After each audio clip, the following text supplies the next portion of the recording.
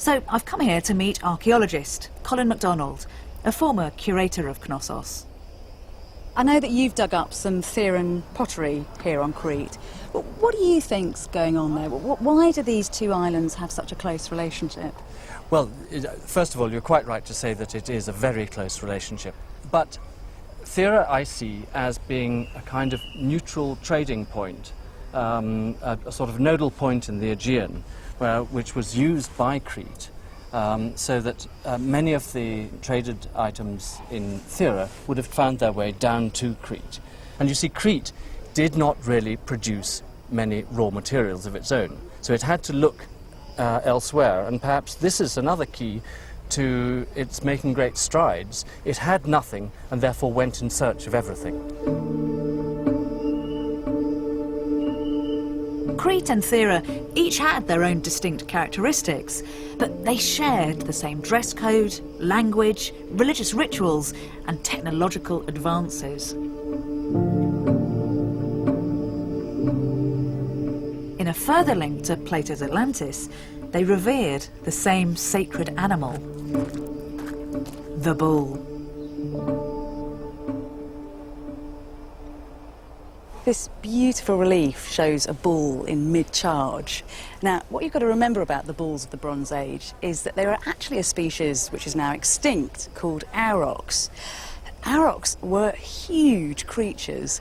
They stood 2 meters high at the shoulder with a horn span to match. And all our evidence from Minoan culture suggests that they were brought right here to the heart of Knossos Palace itself. These bulls were most notably associated with the dangerous sport of bull leaping, most likely an initiation rite undertaken by young men as they approached adulthood. Just imagine these creatures close on. The hot smell of their breath, the flashing whites of their eyes as they slowly lumbered up here, ready to begin the ritual games up into the sacred central court.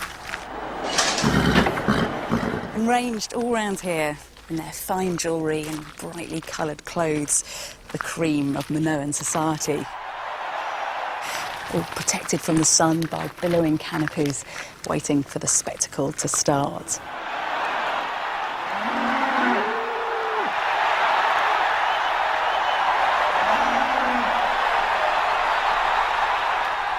Now, just listen to what Plato has to say about the elite of his Atlantis society. In the sacred precincts of Poseidon, there were tauron, bulls at large, and the princes being alone, after praying to the gods that they might capture a victim well pleasing unto him, hunted after the bulls with staves and nooses, but with no weapon of iron. Now, this suggests to me that what Plato is writing about is a kind of garbled memory of the real bull leaping that happened here on Crete and back in Thera.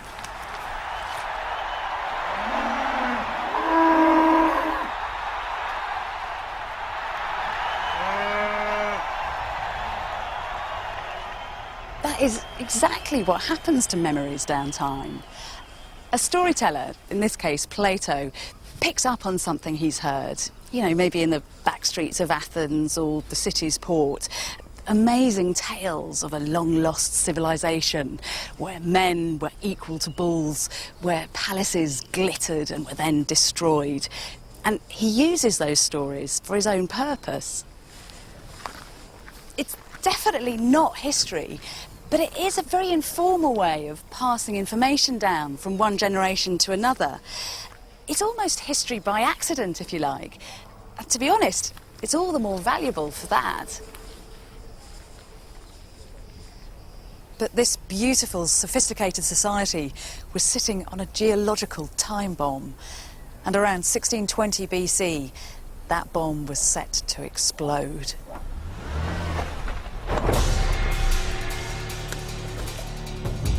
Oh, this is a good playground for a geologist, isn't it? It's prime spot for every geologist. Back on Thera, geologist Floyd McCoy has helped unearth a series of scientific clues which reveal what the Therans must have suffered as their island was devastated by the greatest volcanic eruption of the ancient world. This modern quarry is a cut through the island. And the cut through the island goes right down here to the Minoan level. Here it is, a cross-section through not only a culture, but an entire eruption.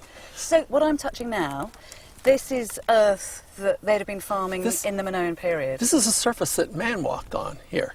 And I mean, his debris is everywhere. Right there, man walked on, built on, and left his debris. That's 3,600 years ago. And now look at it. It's 30, 40 meters underground. And realize that this represents perhaps 4 days of accumulation. So in 4 days, the surface of the earth here went to that level. So what are all these different parts? What do they tell us about how the eruption happened? Well, what it's telling us is there's this thin layer here that comes up along here, and this is what we call the precursory eruption. Preceding this probably were months of earthquakes, lots of small earthquakes. New gas was coming out, like sulfur. Springs would suddenly stop, reappear somewhere else, cracks in the ground.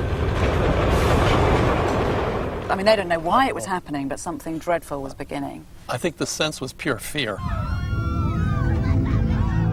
The many signs of an impending eruption culminated in one big earthquake, measuring around 7 on the Richter scale.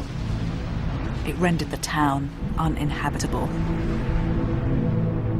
After the earthquake, people started working in order to rescue things which were needed.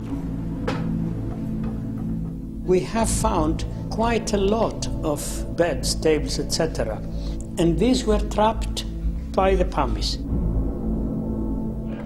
So I suspect that people had moved out, living in a camp. They were working in their ruins in order to rescue things which were essential for their survival in the camp.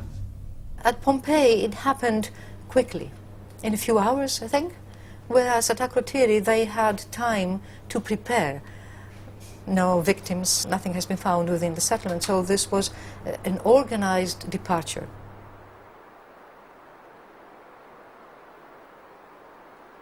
There was one specific pot which was no different than the other, but the owner, for some reason, had wrapped it up with a piece of cloth which had survived, and I had sort of the vision of the person who, for some reason, was attached to this specific vessel and had tried to protect it with the hope of the return.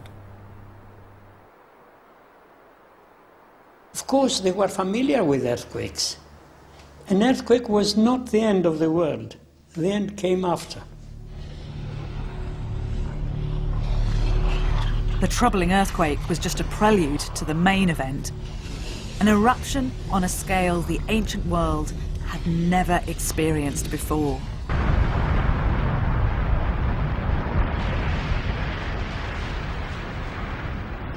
Nothing would survive that, including the city of Akrotiri.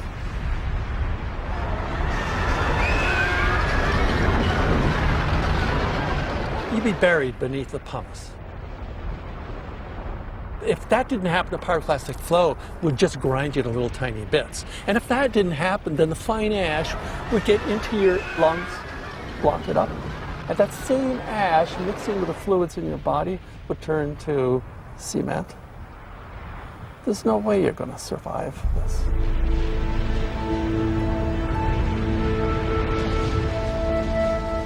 Since no bodies have ever been discovered, experts are now trying to establish whether the islanders managed to escape or whether they're still buried beneath the ash and pumice. I think it is stupid to say that they evacuated the island. When? Since they were working until the moment of the eruption. And were they all the ships here? And how many ships could accommodate thousands of people?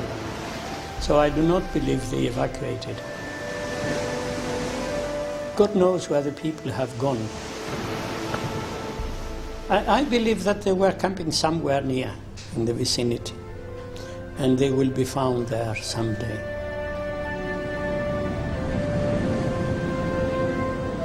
It's a tragedy that's beyond any imagination.